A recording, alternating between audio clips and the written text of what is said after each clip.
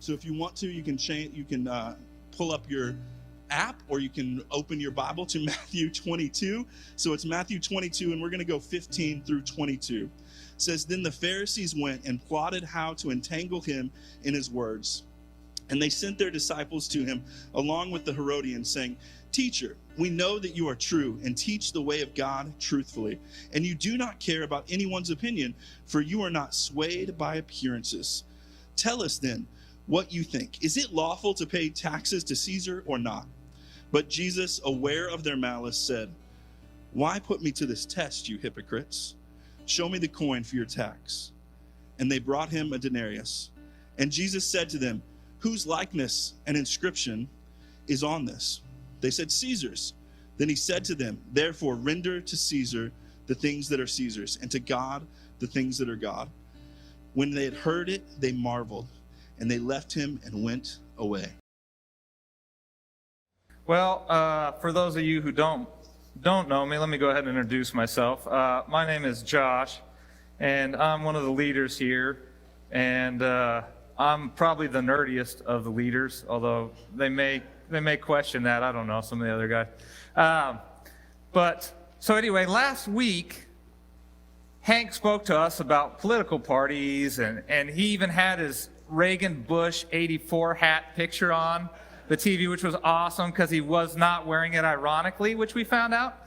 So that was cool. And he just kind of broke it down. He said, "Hey, man, you fall into this trap of political parties where you kind of put too much faith in what's around you and not as much faith into the kingdom of Christ and looking to the things that are beyond this world. And so sometimes we tend to put our faith too much in those things." And so he laid that out super awesome, and it was so providential a message because this week, with all the stuff that went on, the inauguration that's going on this month, and the stuff that happened at the Capitol, I don't know of a more timely, almost prophetic message that speaks to me as a Christian that says I need to not be focused on the politics of this world, but on the kingdom of Christ, and how we can be gracious to the people around us and loving to the people around us and not focused on those things. And so that's all I'm really going to say about that. We just want to make sure that we are united in Christ and loving those around us.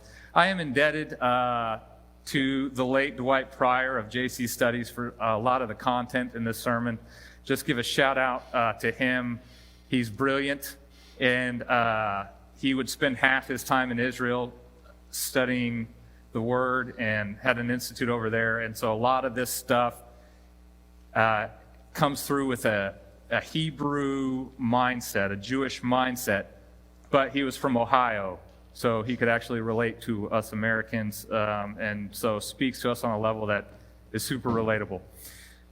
So, with all that said, it's the time of year, it's January, it's the beginning of the year, it's my birth month. Thank you. I'll be 41. I look good for 41, I know. And it's also one of my least favorite months of the year because it reminds me that I get all my forms together for taxes. I don't know do you guys like taxes? Because I don't know anybody likes paying taxes. Raise your hand. Yeah, nobody, right? Nobody likes paying taxes. We like some of the things from taxes. You know, I like roads from taxes. I like schools for my kids for taxes. I even like getting stimulus checks from taxes. You know, now, I'm not sure where you are at the stimulus check thing, or you get one or not, but I'll tell you, I ain't going to give it back. So I just, it's in the account now. So I like these sort of things that are from taxes, but I know I don't like paying taxes. So that's kind of the deal, right? Well, who else didn't like paying taxes? One, nobody has ever really liked paying taxes. I don't think anybody really likes paying taxes. Everybody wants stuff for free. But the Hebrews during the Roman occupation in the time of Jesus hated paying taxes. Their taxes were very onerous. And in the scripture that Hank read to us this morning, they speak about these taxes. And that's what the Pharisees, and that's what that denarius represented, was a tax. The Hebrews hated that tax. And so to give you a little background on the political climate of the time, so keep in mind, because I think this might have some parallels till today, in Israel at this time, the Romans were occupied and they had onerous taxes. It was a pretty heavy tax burden they had. Well, in the time of the Maccabees, which was, probably about 100 years before this time, they had revolted against the Seleucid Empire up until the Bar Kokhba revolt. So this whole time period is about 350-ish years. And that was the last revolt that the Romans put down of the Jews, the last major revolt. During this time, there were 62 wars / uprisings / rebellions in Israel. And if you could put the map up there, just kind of, there should be a map. It's got Israel at the time. Look at that, spectacular. So if you look in the north, that is Galilee. In the middle, Samaria. That's what they always walked around in order to get from Galilee to Judea. So you see Jerusalem is in the south and Judea. Galilee is to the north. Jesus was from Galilee. That's where Nazareth is.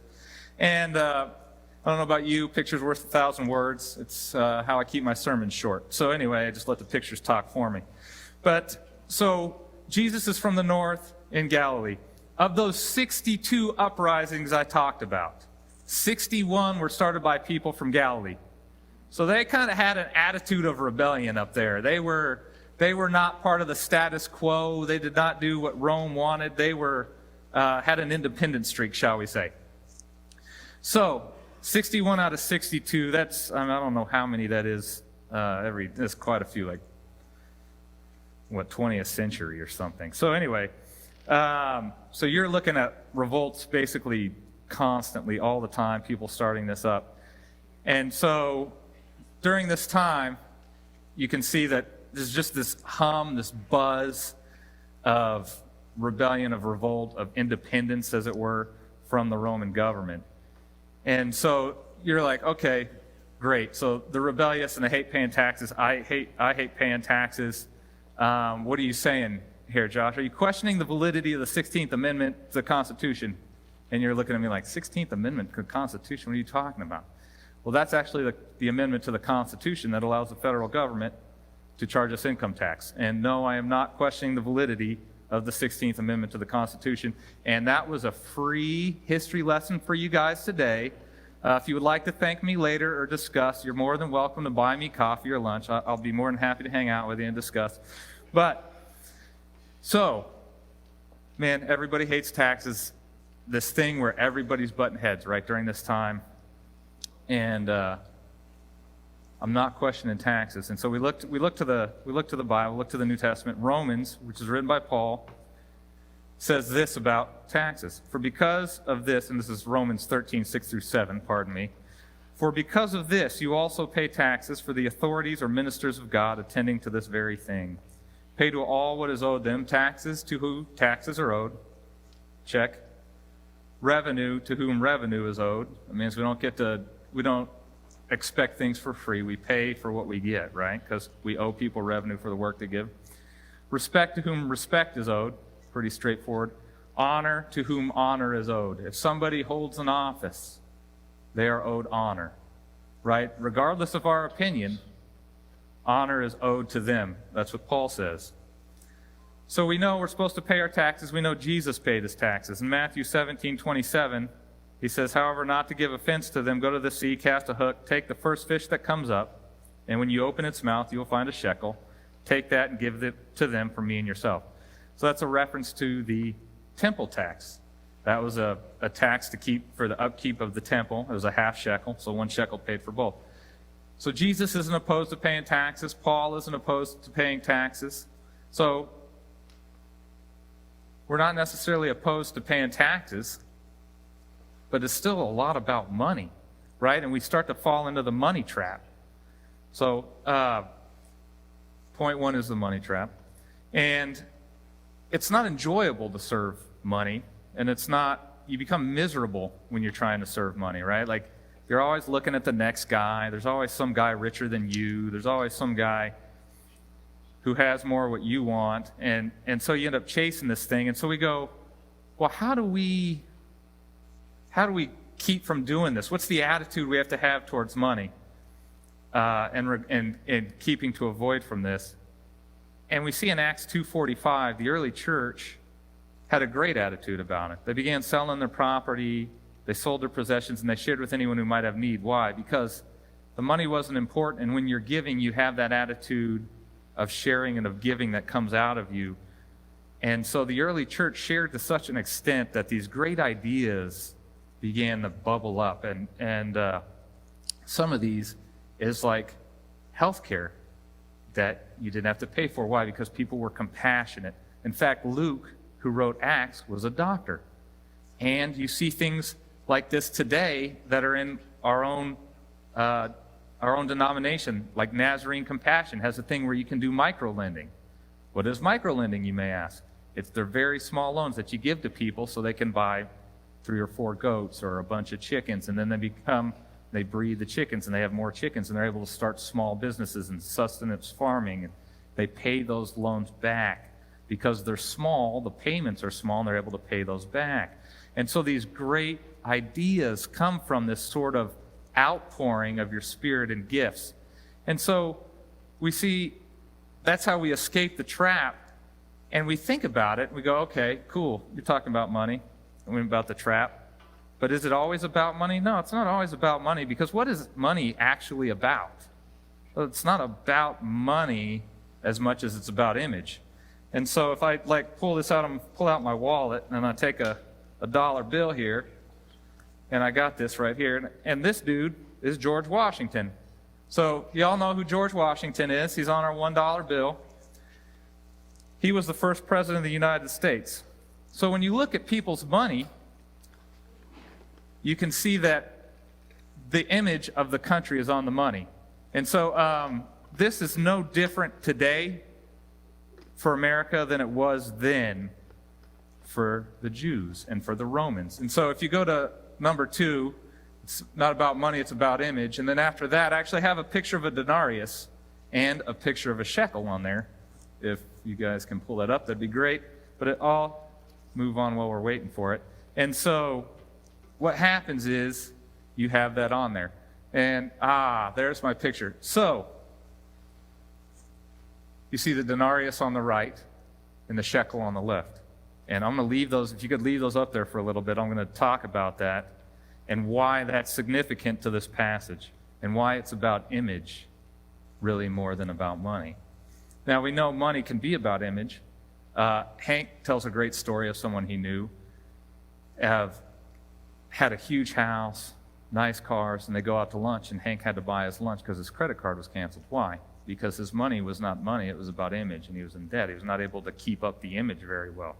And so money becomes about image. So there's that image, an image of a lifestyle, an image of a way you want to do things. But there's also the actual image. So the Hebrews, to give you a little background, the Jews of the time would not believe in putting a graven image on a coin. Right? In Exodus, it says no graven image.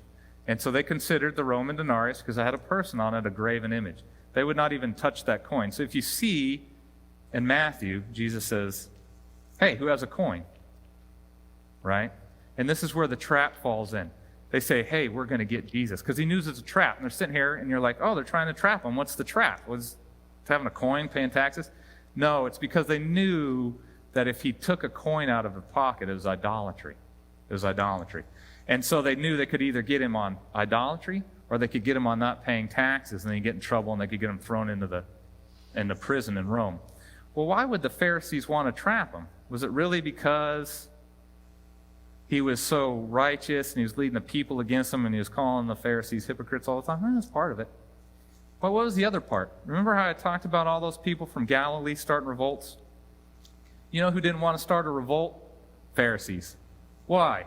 They were on the Roman payroll.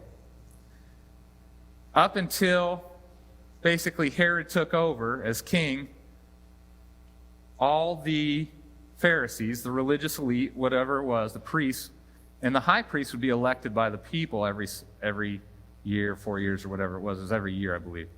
And when Herod took over, what he did is he made one family over the priests, and so the priests would always come from that family. So they had a vested interest in keeping the peace in Rome. They had a financial interest in not having any more uprisings or revolts or anything like that. And so when you start to look through the shadows of this in the background, you see like, oh my gosh, this is so much more deep than just paying taxes. It's not about taxes. And so we see this. Now, on that Roman coin, on the front, just to kind of even dive deeper into the idolatry that exists on this coin, the front side, excuse me while I refer to my notes because I have it in here. The front side says Augustus, the divine, and on the back it says Tiberius, high priest. And you're like, what in the world? So, and it's all in Latin, so I can't read that junk. Maybe you can. But what it is this was the beginning of emperor worship in Rome. And so that coin is claiming that Tiberius' father, Augustus, was God and that he was his son and he was the high priest. And we know, right, you cannot have any other gods before me. God is God. Augustus is not God, and Tiberius is definitely not a Levite and definitely not his high priest. And so this was total blasphemy to the Jews. They would not carry this. But in that region of Judea where Pilate was governor, Pilate hated the Jews. And so Pilate minted these coins. Up in Galilee, Herod Antipas, son of Herod the Great, was ruled over them. He did not have these coins. They were able to use the shekels, which had no graven images and had nothing about who's God and who's not God. And so you have these two regions, these two almost like different kind of political parties. One that's allied with Rome in the south, one that's against it in the north. And they're constantly butting heads. And they're moving back and forth all the time because they considered themselves one country and like two parties within this one country. And so we see how this image drives this. And so if I refer back to what Hank read, and I look at this a little deeper, and I say, so they take out the denarius. Well, by producing this denarius, they show themselves to be idolaters, first off. So they've removed their scriptural authority, their heavenly authority, to ask this question. But Jesus answers it anyways. And so they say, what is this? And he says, whose inscription is it? They say Caesar's. And he says, okay, render to Caesar what is Caesar's, and to God what is God's. And we think, great. So I give the government my tax money, and I give the church my tithe money. Or do I give Caesar my denarius, and I give the temple my shekel? Is that what he's saying? Because if you look back, and you look at a lot of Christian commentators, that's what they'll say. Oh, yeah, you're supposed to pay your taxes. Martin Luther referred to this passage about paying taxes. And John Calvin referred to this passage about paying taxes. And so, historically, the interpretation of this is pay your taxes. But this is so much more about paying taxes. So much more than money. It's about image, right? And it's about point 3, whose image do we bear? Genesis 1:27 said, so God created man in his own image, and in the image of God he created them, male and female, he created them. So we know we're created in God's image. The second part, give to God what is God. The Jews of the day would have understood that to mean what? To give them ourselves. It is us that we are to give God. It is not money necessarily to give God. We give God our lives because he first sacrificed for us. We now sacrifice for him. What do we call that at Audacity? We call that the 3 T's, our time, our talent, and yes, our treasure. And you think, or I think about myself, what do I have to give? How could God possibly use me? What little talent do I have? So I don't know. If you guys got here a little early, I hope you did, because there was breakfast burritos outside, and they were delicious. Yep. So a friend of ours, his name is Buddy. And Buddy took his son to church one day, and someone put breakfast out. And Buddy stayed. It was a bagel. And if he's wrong, and if I'm wrong and this isn't a bagel, he can correct me later. And he stayed for a bagel, and he ate the bagel, and then he wandered into service, and then Buddy met Jesus, and Buddy became saved. Because of a bagel, that's what I say. So there is no talent too small. And when Buddy got saved by a bagel and Jesus, mostly Jesus, not actually the bagel, Buddy started a ministry reaching out to people like Buddy. And because of people like Buddy, we have friends like Alan and Eric, who I can shoot things back and forth with on a day, and who are more open about their faith than just about anybody I've ever met in my life. And people like this is what happens when we use even the smallest amount of talent that we think is small, because nothing that God gives us is small, but it is great when it is used for his glory.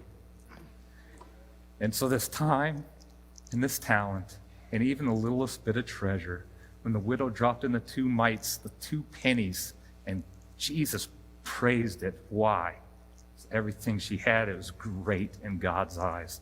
What we think is little is actually great in the kingdom of heaven. And so I encourage you this week, if you don't know Jesus, I encourage you,